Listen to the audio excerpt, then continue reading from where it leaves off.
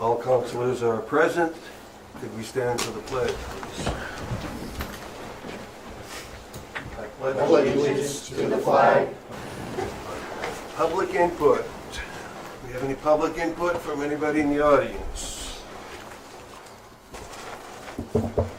All right, seeing none.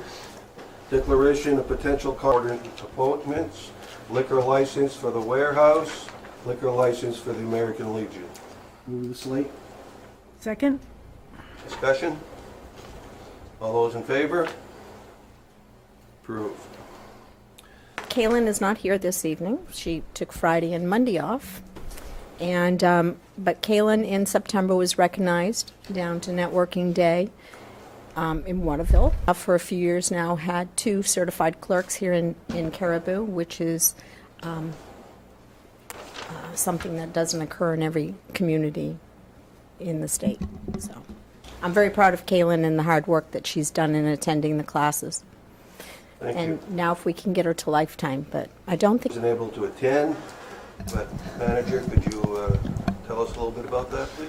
And he is out of town tonight. I actually talked with his wife and thought we might bring him back at the next council meeting and make a more formal presentation of that, because we do have a certificate plaque thing that we can hand out then if that's... Renewal of a registered non-profit dispensary permit for sale, Safe Alternatives, located at 1137 Presque Isle Road.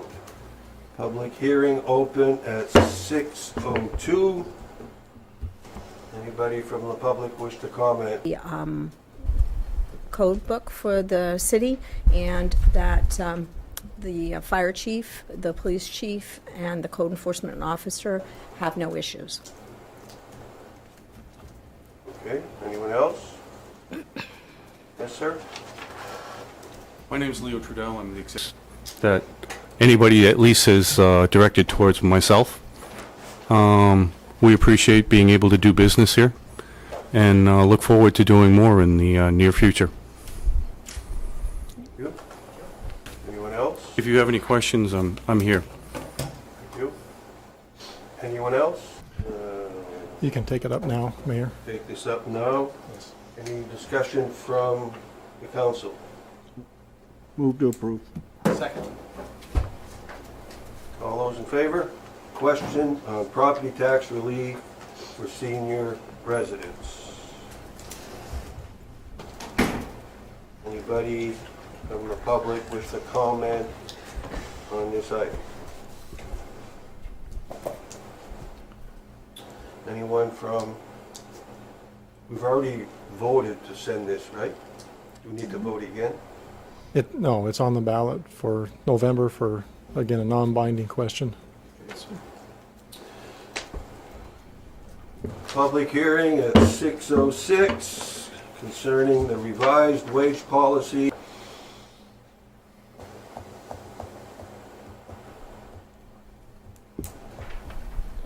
Seeing none, public hearing closed at 6:06:30, whatever. This item has been discussed in executive session before. The wage Doesn't policy? need to be, all right? I suggest it's in the executive session. How does the rest of the council feel? I'm okay either way. I think we're just talking about the policy itself. I don't think it needs to be in the executive session.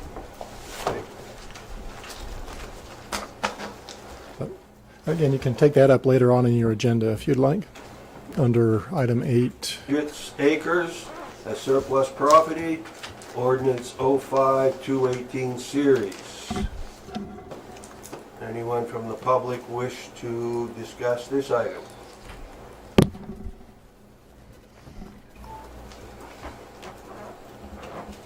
Seeing none, public hearing closed at 6:08.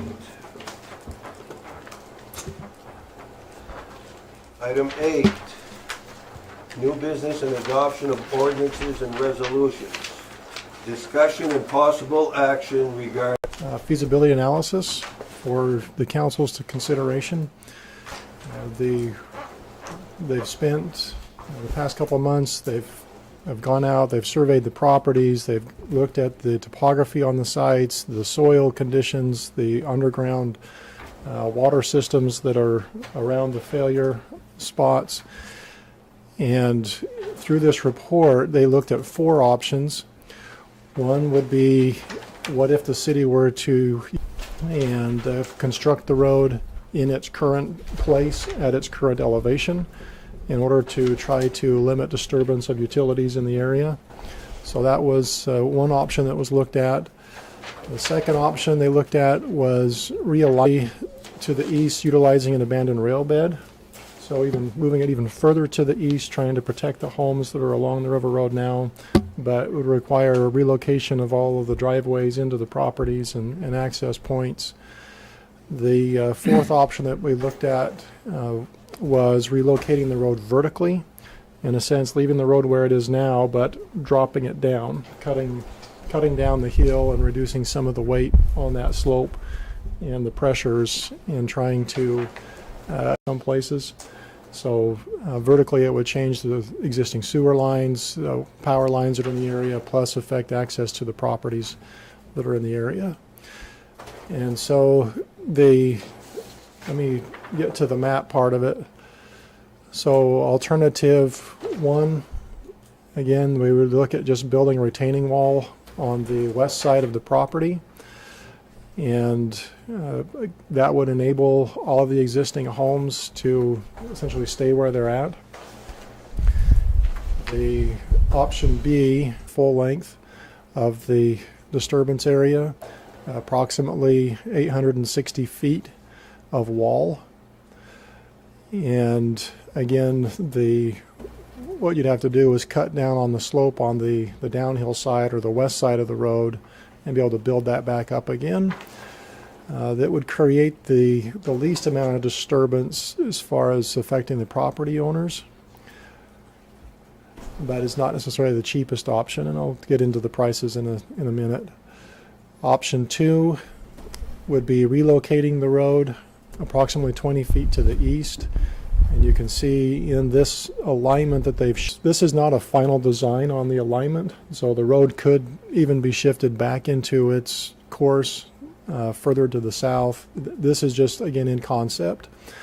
But in doing this, what you'd be looking at is if you shifted the road to the east and you don't do a retaining wall and you just try to grade the slope out to a more stable 2-to-1 slope, you're going to be grading out almost down to the shoreline on parts of this area because of the existing slopes. And then other portions, again, a large amount of the center line of the proposed road.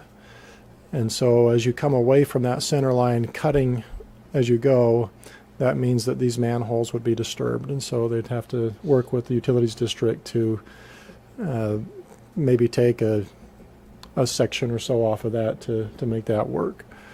But the sewer line itself would be able to remain in its current configuration and location. Option 3, what you would do is move the road, try to follow the existing railroad bed, and then connect back to the river road alignment at some point. The driveways to the existing homes would essentially be shifted to the west side of their property, and trying to make connections into the garages or what have you, but to still stabilize the slope on the west side of the road and cutting that again to a more stable 2-to-1 slope. Basically looking at the disturbance area that's there now and railroad bed, maybe we should reutilize it completely and follow the railroad bed even further to the east, and that gets very expensive. Then you basically have this road, the new road, plus this road to maintain access to the homes and so on. But for the cost purposes, we only looked at just trying to connect this back as quickly as possible.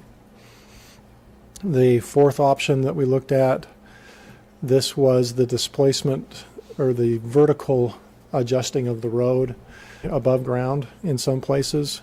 And so we would have to vertically drop the sewer line, maybe just build a new sewer line at the new elevation and make some reconnection points. Because of the topography change, it would affect the driveways into the existing homes. And so you might have some steeper slopes coming right off of the river road to get into those properties, and Again, that had the 4 holes that were drilled along the road to test for the soils. What they found is it's generally poor sandy clay soil underneath there, and it's not a lot of stability underneath there.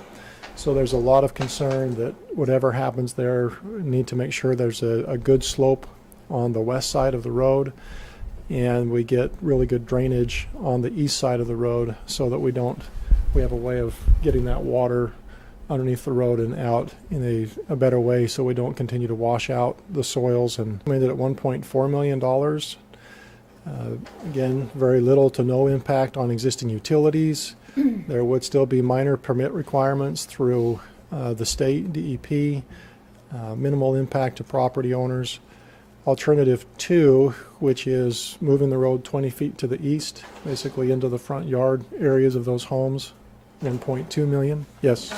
One place says 20 feet and We do have power lines that are in there, and we'd want to make sure we shift beyond them, so we have more or less disturbance to that. yeah, so probably 30. Probably the Yeah. 30 feet. Makes a little bit more sense. Yeah. Option 3, this was the trying to utilize a railroad bed as much as we could and then connect back, 2.6 million. And then option 4, this was just the cutting down the road vertically in place, 1.35 million. That one's packed to those property owners. As you're aware, if we go back to the map, so out of the 4 property owners, we have under contract now this property to the south, the Terrios. We've purchased the Fournier property.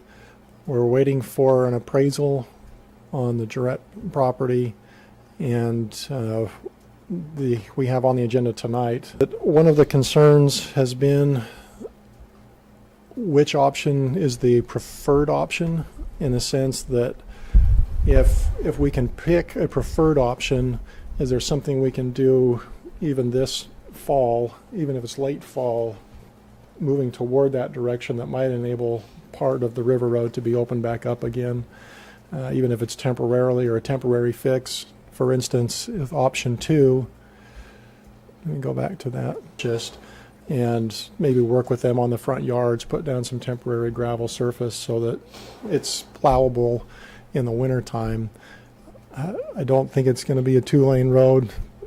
Dave's here, he could talk to that, but at least it could be open through the wintertime as a passable surface, both with the plows and any fire apparatus, emergency vehicles that might need to go through there. And it would be tough. You'd have maybe a wide, again, that's an idea. If we pick a preferred option tonight, it enables us to maybe start looking at options for the wintertime and begin looking ahead for next year's budget as far as what we want to start planning for and putting things in place for. If we picked option 2 or 4,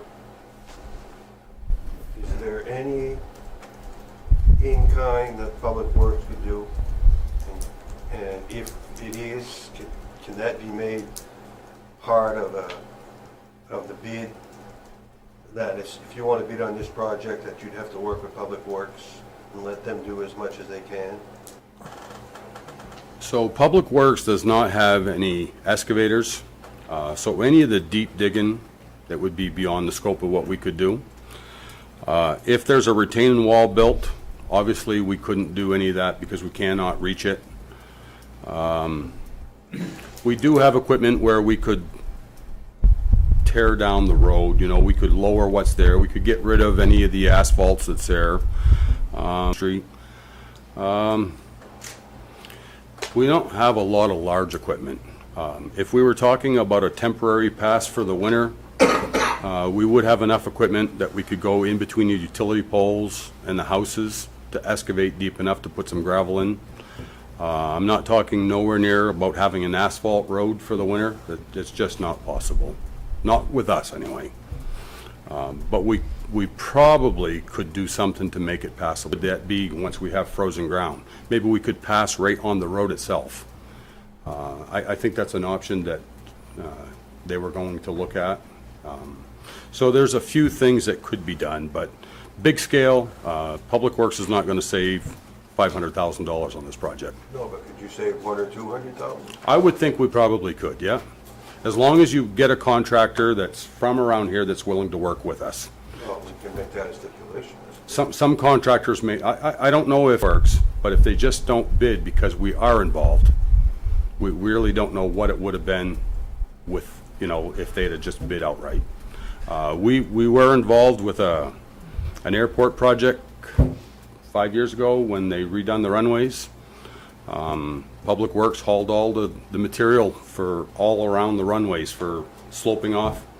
I think there was pretty near $140,000 saved there, so we're capable of doing some of that, yes. There's a new guy that started a pit right on the Presque Isle Road that we've negotiated a price with him. We can buy bank run gravel fairly cheap. But keep in mind, Public Works has already started to gear their trucks towards snow plowing for the winter. I mean, I have 2, maybe 3 trucks that I could haul gravel with if we decided to do something before the snow flies. No, I'm talking on the actual construction. Oh, yeah, no, yeah. So there's a, I mean, Could we buy gravel cheaper than a contractor? have to be a man-made process, kind of like what Carl Soderberg does. You know, it's a processed gravel. So I'm not so sure that they're going to let us just go up to the bank of a big pit and just start loading. You know, there'll be some pretty tough specifications that'll go along with that. Any questions from the council? Do you think it's possible to try to open that road this winter at all? Do you think it's doable at all? Oh, it's a long ways around. I know that it is, and we feel it just us going to look, you know what I mean? So I understand all the, you know, the frustration that the citizens have there, but keep in mind, the first thing we want to make sure is that somebody doesn't get hurt there when passing in the winter. Yeah, well, That's got to be our first concern. that's what I was gonna ask, like, you're gonna have this mess that's dropped off, you know, so how are you gonna stop somebody? Look, to be honest with you, to see how much room between the buildings that are there and the telephone poles. Could we actually make a one-way lane in between the buildings and utility poles? I think there's one utility pole that would have to be moved. There's one that's awful close, I think. So that would be the thing we'd have to look at, because, and then even one way, you know, without some type of turning traffic signals, who has the right of way? You know, I mean, and even going by with the plow, we're talking about a tough deal here, you know? I guess if King and Dubois had said, you know, that if, at the stability of what has fallen, if we could pile on top of that for a wintertime use, close the road in the spring when the wet comes, I hope so. I suspect that, you know, if it would freeze up, you know, keep the traffic off in it until cold weather comes, make 500 yards would probably fill that hole. But 500 yards is not a lot. I mean, it's a cheap fix if, They'd have to take it back out. We have under contract, but it's only about 13 feet from the pole directly to the distance of that house. So that's, you'd almost have to move even further to the north. But even that next home, trying to work around that home, that's only about 20 feet of separation between that pole and comes out to make it safe. And we own those 2 homes right now? We own the second home, and the first home is under contract. Can a retaining wall be those 2 homes? Is that what they've figured out? Yes, So we could get some money back out of those homes if we build a wall.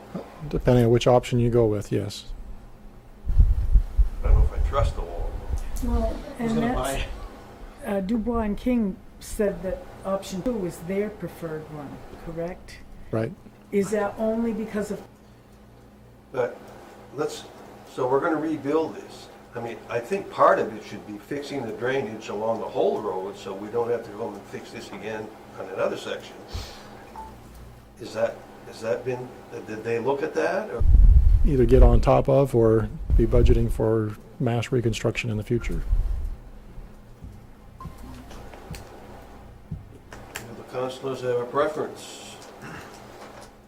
On alternatives? Right. Is the,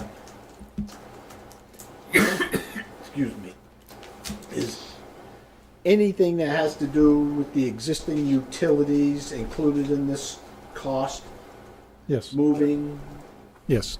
dropping, raising? That's the utility. I think Oh, no, yeah. Things of that, things like that separately. You can get grants? We can apply. It doesn't mean we'll get them.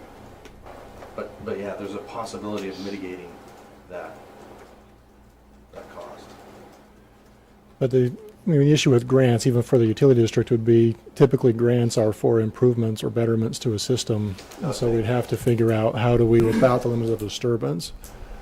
So you could potentially reduce, if the lines are going to stay in place, you're really not bettering anything. But if you drop those lines down, you could potentially reduce the pumping cost because you're not having to pump to the same elevation. Nicole? I see benefit in both numbers. These things that you just discussed as far as moving the fluid, sewage and stuff like that, is that factored into the cost also? If they gotta build a pump house or anything like that? They would, it is Gravity in right number now, 3. right? Right, it So if you is, change the pitch, it's and that's in the gonna- cost for number 4, that's in the cost for number 4. yes. I'm done. 1 or 2 is fine. The only thing, or is that not going to impact them at all? Again, we're not into a final design, so we don't know all of the impacts. But there's a possibility of an impact of their property. The wall height, they're estimating to be anywhere from 10 to 15 feet. Their access is maintained. And whatever we do with the retaining wall, we might have to extend that wall to maintain their access. We don't know yet. And number 2, if we go with number 2, they're just going to kind of grade that rather than a wall? We're going to grade that? Okay. I think I'd rather. You would grade it, but then there would be drainage inserted on any of it. Right. Number 2, Mr. Gong? I got this on Friday and I read it and I didn't see any, I guess you'd call it guarantees that this is gonna work. In other words, we could put in a retaining wall, it could move again. Could move it over, you know what I'm saying? I don't know if you'd see a definite, this will solve the problem. I did not see the purchase of the homes in option number 2. And Compare the other options, if we're gonna compare everything equally, option number 2 impacts the homes, where the other options don't. So the purchase of the home should be in option number 2. And the thing that intrigues me the most, and if I understand everyone wants to move real quick, is I really would like to personally explore in other words, how many house lots would be derived from us building a new road on both sides of that railroad bed?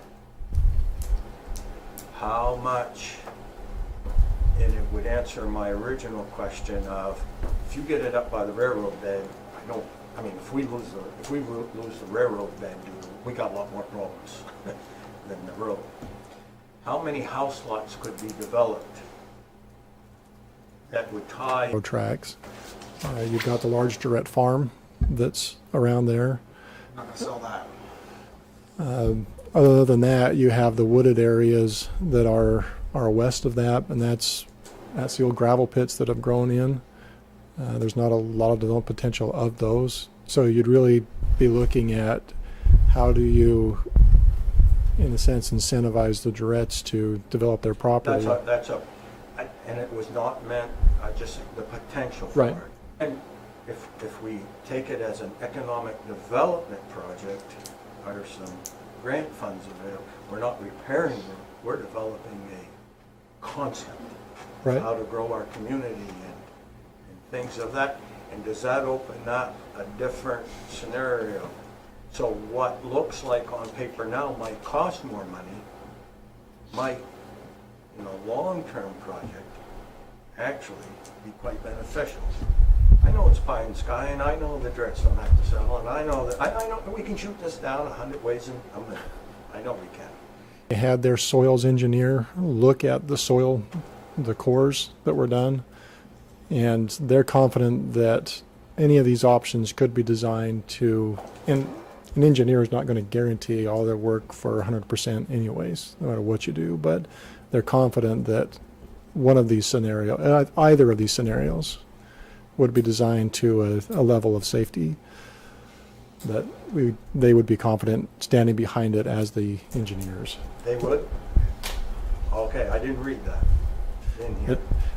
Any final design work that happens, the engineers have to stand behind their designs, and so oftentimes. Yeah. I see number 1 and 2 as costing the same amount because I'm sure we're gonna save $200,000 in all those properties. And if we can save the properties, then we're looking at the same, so then it becomes which is safer and which is better. And if we don't take the 4 homes, somebody's gonna be paying taxes on those 4 homes for the foreseeable future. So I would prefer 1. I'd like to see some progress. Is there one we want to eliminate? I think lowering the road, Yeah. I can't foresee that happening. Can we agree, that's number 4? Can Right. we agree to throw out number 4? I agree to that. Yeah, Do we think number 3 is feasible with a rail bed? I don't. It would be nice, like Mark said, to go all the way, and then, because, But instead of 2.6, then no, we're I know. talking... Who owns the railroad bed? The state, I believe, is part of the Trails project that hasn't gone through. I think that's was that AVR or VNet? That was Canadian Pacific. Canadian Pacific. Some people have claimed that they own it now. I mean, people that live along that road, so... Well, and that gets into all the title issues that we'd have to Yeah. look at with the right-of-way. Because they use the rail bed from Presque Isle to... I think the leases are all, they had different expiration dates. Our lease was in 99, or was a 99-year lease and expired quite a while ago. But it's never been clear as to who owns it after that. So, but they've been different dates. But our standard right-of-way width is 55 feet, and that railroad corridor itself is maybe 15, 20 feet.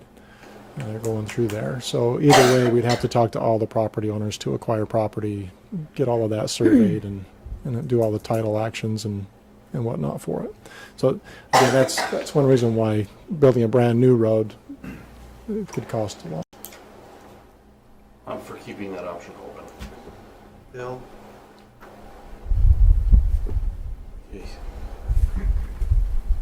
Right now, to me, even after all the stuff I read about this and so on and so forth, there's still a lot of loose ends here, actually.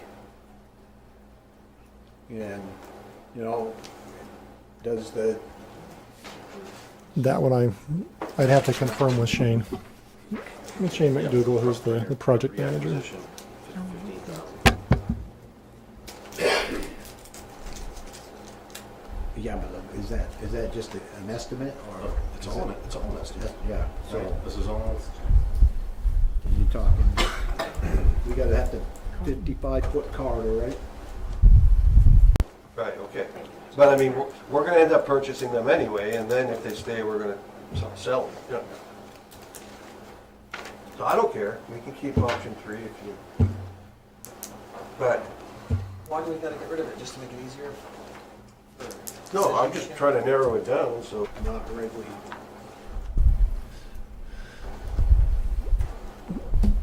That would probably have been my choices anyway. So, Mayor, if I might, I think the purpose for me narrowing it down was if we wanted to try to get the road open this year and move toward the direction of the preferred option. But if the general feeling is we're not going to be opening that road this winter, we could leave these things on the table altogether and say, let's take some time and we'll just plan to have this road closed this winter. And Most of that piece of property as we want to make a road for the winter. And maybe you have a hotline that the citizens have to call if they want to use that road. I mean, you don't want to meet the snowplow, I don't care what's going on. So, I mean, you know, it's closed today. It's a short distance, so you'd be able to. if the city owns those 4 homes and we wanted to, if we planned to tear 3 of them down, then the mayor could actually come in and they could terminate the power lines on either side of those homes because it's being fed both directions. And so they could actually remove those poles that we're trying to avoid and be able to maybe not shift the road as far. For instance, part of the road might be able to be asphalt over the winter, and then we just add an extra 10 feet of. So what does the council need for further information for another meeting?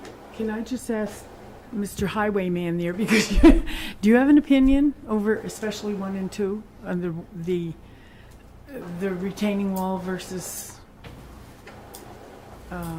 moving it, or? So it's my opinion that if we're having it engineered, we do not have to worry about the safety of option 1 or 2. They are not going to engineer that to a point where we have to worry about a failure. That's why we've hired them. They're the professionals. They know option 1 is going to be the way to go. As the city manager had just mentioned, if we own the 4 homes and remove the power, Emera could move the poles, which would only mean moving the road over 10 feet. We're back to having enough without destroying them homes for the winter. But how do we maintain those homes over the winter with no power? I mean, can we, I'm gonna fill the holes, I'm gonna fill that with snow. I'm gonna send my plow, how about if I send him up the road, when he comes off in main siding, he shoots over to the river road, when he goes by that position, 15 feet of that roadway will be plowed and fall down into the hole. It'll only take a couple of storms, we'll have banks there high enough that we don't have to worry about any cars going in. But my as far as the question is, how do we winterizing, preserve the homes if there's no power to them? So Winter the thing that has to be done is the plumbing has to be gone through. I'm not sure what will happen if there's no heat in the homes. I'm not an expert in that. I think we'd have to ask. They've taken the P-traps and they've cleaned them out and the water lines have been drained and, you know, so there has to be the potential of them homes to be winterized. My gut tells me that they won't survive as well in the cold as they would if there was heat in them, but I'm not so sure that that's going to take away from the value that much to begin with. So if we make sure that the pipes can't bust, I mean, if we have to rent some Jersey barriers from somebody to, you know, the big concrete ones, we could line that edge of the road, and us being a little bit careful, try to get the snow up over. I mean, there's things that can be done, but when you start talking about option 1, Do what you just said. correct. I think that's probably good. And we would have to put a call into Emera to see if they would be willing to move them poles, knowing that in the future they could put them back. You know, I'm not sure that they're willing to do that. I mean, I know that if the houses were, although they did tell us they would cut the power on either end. Yeah. Sounded like there was no cost for cutting the power. I guess it could be a question that the manager could ask. Yeah. No, we'll But, take the pole down. but as far as my opinion on either one of the two, I can only believe that the, Designed those wood boilers. Oh, yeah. How's that working? it works really good, don't they? Yeah, Yeah. okay. So let's Yeah, but make sure what we're talking. Oh, and I understand that, but Okay, I'm not sure that they're the same comparisons, but I understand exactly what you're saying. yeah, Yeah, I do, Mark. okay. It'd be nice to have the engineer here. could you do a cost analysis between 1 and 2? That if one that's $200,000 more expensive would in the long run be no more expensive because we're trying to save a few of the homes. So we're basically wondering, Questions? are there other questions you'd like to make sure we have clarification on? There's many things I'd like to pursue on this project.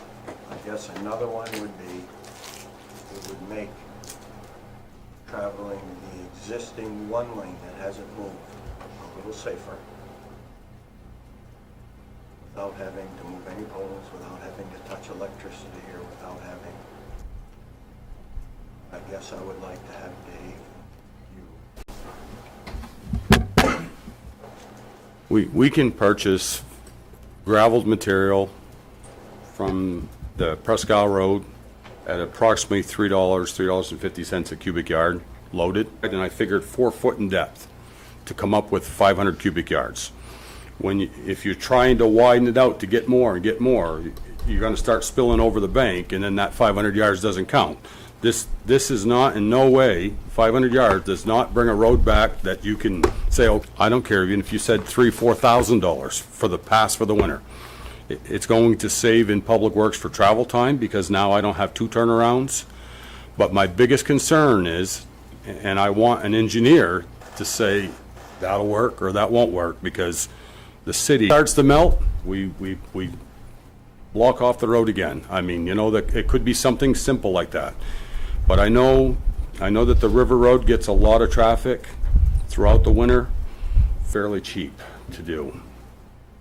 And as you were talking, I would suspect that probably Public Works could do all of that for this year, not have to hire an outside contractor to do that. Would be the one lane that's passable. The 500 cubic yards that we dumped in the hole, we would only be using as a shoulder for emergency, not to make 2 lanes. I really suspect traffic was not traveling in it, even if we put it in the middle of the lane that has disappeared. That would give us 1 full lane and a half. I wouldn't recommend paving it over. I just gravel it for the winter, and there's our pass-through for the winter. But you know what? You don't want to write that 10 down. years from You're not now? an engineer. No, that's right. I'm not going to say that, because it'd be my luck that 1 year passed and you're feeling, you know. No, plus the traffic lights and the barriers. Well, so we would probably have to rent 1 traffic light. I know where there is the opportunity to have one. When we talk about $1,500 worth of gravel, the only other thing that, you know, is some fuel for the trucks, fuel for the loaders. I mean, that's all. And so, I mean, under normal circumstances, yeah, you'd be plowing the road, you'd be Right. sanding and stuff like that, but now under these circumstances, you're gonna go and you're gonna kind of sort of like build a road, at least so it's passable, but that. And $45 for the loader, or do you want us to work our equipment? I don't know where you'd want to go from this point. Put your cost estimate that you would when you know, contract your vehicles and stuff out right in there. That's how you develop a true cost. Everything that I do, that if that would have been declared a declaration, FEMA will give us X amount of dollars for this size loader. They'll give us X amount of dollars per hour for the trucks, whatever it is. So anytime I do estimates using the FEMA rates. Roller there, it's still not big money, even if we factor our fully burdened labor rates for our equipment and our manpower. Dave, as you're building this, can't you have the creative ability, I know you do, that you could then use some of these. Yeah, so if you went around a pole for that lane to come out, you're putting a pole in the middle of the 2 lanes. I think it needs to be pulled. Okay, we can talk about that. I mean, maybe we do both. We weren't talking about a car going on the opposite side of the pole. Okay. You need a place to turn out for that second traveling traffic, if it met a car. Keep in mind that where this is, you can see from start to end. So. Make the turn. So on the Caribou Fort Road side, we have made a little turnaround that goes into Durette's farm. We've put a little bit of gravel in there, it would definitely need more. You're not gonna turn a tractor trailer. If a tractor trailer happened to go up in there, he's gonna be in trouble with the turnaround that we have. Gove's property, and one of the things, and they've not complained about this, but what's going to happen is we cannot make the turnaround go to the right because the Right. embankment's there. Right. So, both the Goves, I mean, it's gonna be turning traffic all the time. And it does make it a little bit more difficult for us because, keep in mind, a snowplow pushes all the snow to the right. How do you plow something that's... If I had to spend money to build turnarounds on both ends, I would much prefer to spend it to put it in the hole. Yeah. Providing the engineer will tell us that it's safe enough to do so. Because I don't have that information. You'd go out, you'd get a sample of the material that we're proposing to put in the hole. They would look at the compactability of it, and they'd tell us, okay, if you put that material in the hole, you have to compact it in such, every so many feet or inches, you have to compact that. We can do that as long as the city assumes the responsibility or the liability if something happens. So what's the purpose of filling the hole? And if that was on my property and it was going to my backfield, I would fill that hole and I'd be traveling on it for the next 20 years. Well, then, it's probably cheaper to have Emira move those 3 poles or 2 poles than to get an engineering study and all that. I think I can see where we may not have to do that. Well, we had to because they weren't able to live there this winter. Right. That was the reason, that was the rationale. Okay, well, then there's no reason to put a temporary road through that section anymore then, because there's nothing going in there. Well, that's for the... Okay, so you're opposed to doing anything to make... Yeah. Okay, what about you, Mr. Kirkpatrick? I'm not crazy about the idea of leaving it open in the winter. I think if we're gonna, Okay. Councilor Terrio, you'd like to see it done? That's a Councilor Giroux? no-brainer. Like I said, I'd like to, if he hauled the dirt and filled it in there, and if it stayed that way, worried about the liability part of it.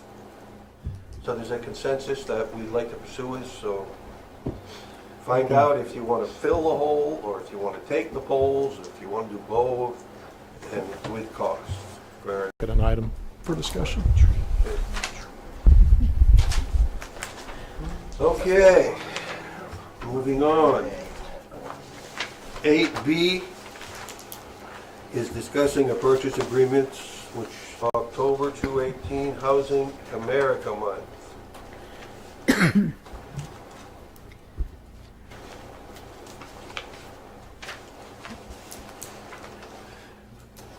Mayor, this an element of trying to go out and put some additional pressure on legislative bodies to begin implementing other programs, other funding sources to help communities with their housing needs. And this resolution was drafted, if the council would like to consider putting their weight behind, recognize that there needs to be more opportunities for affordable housing for a variety of demographic groups.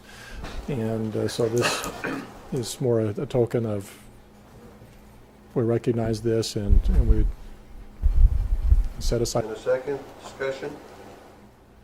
All those in favor? In favor, Mr. McDonough? Yeah. Unanimous? Action regarding ordinance 5, 2018 series, declaring 1,100 acres as surplus property.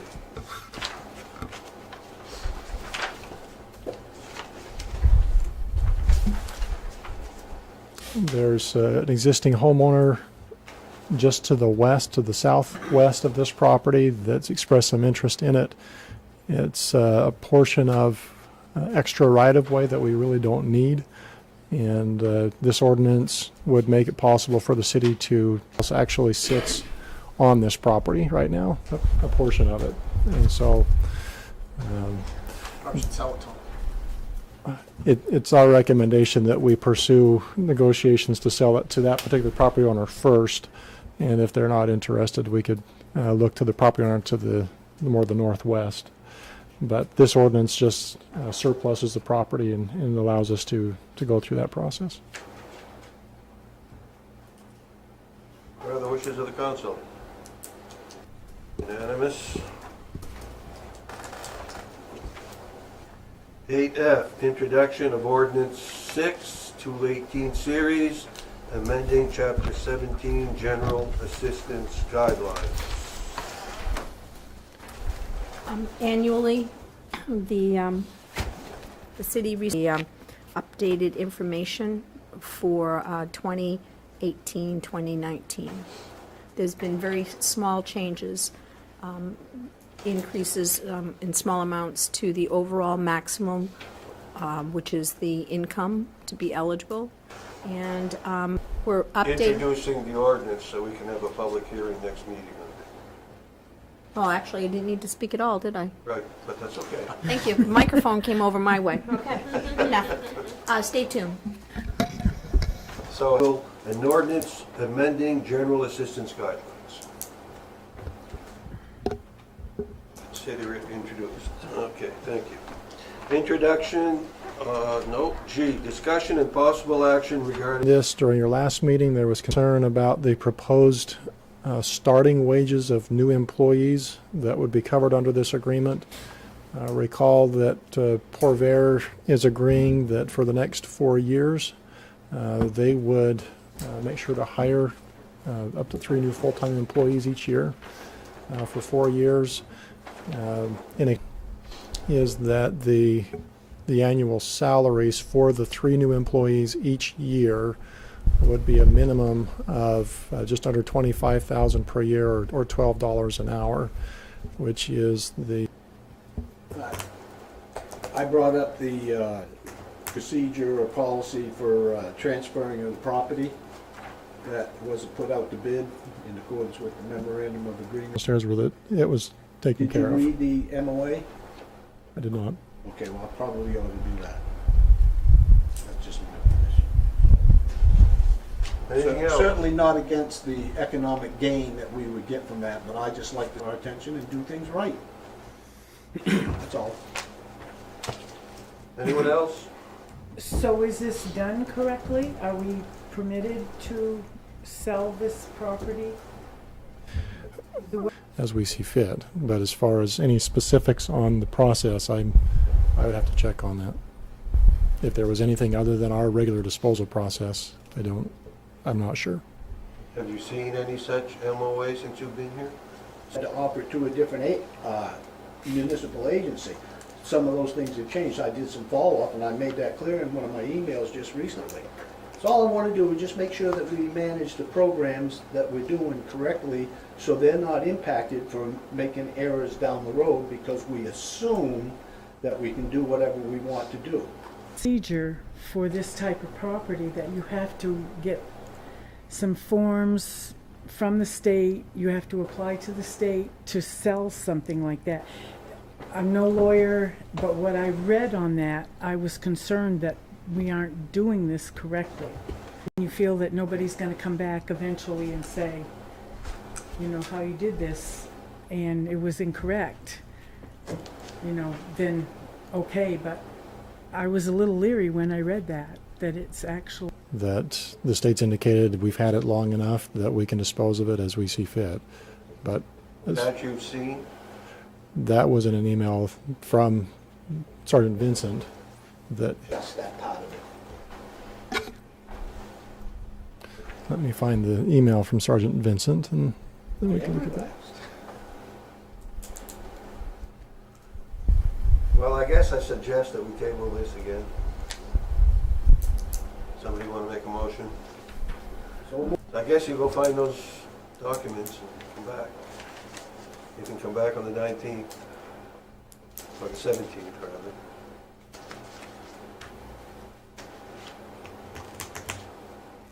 Okay. I did not recall us waiving plumbing permit. And do you want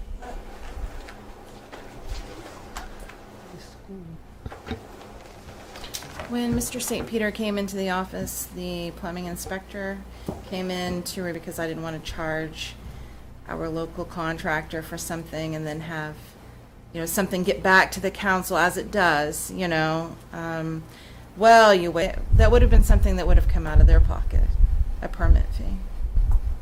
I mean, No. now they're only $50. The bid would have been but- that much higher.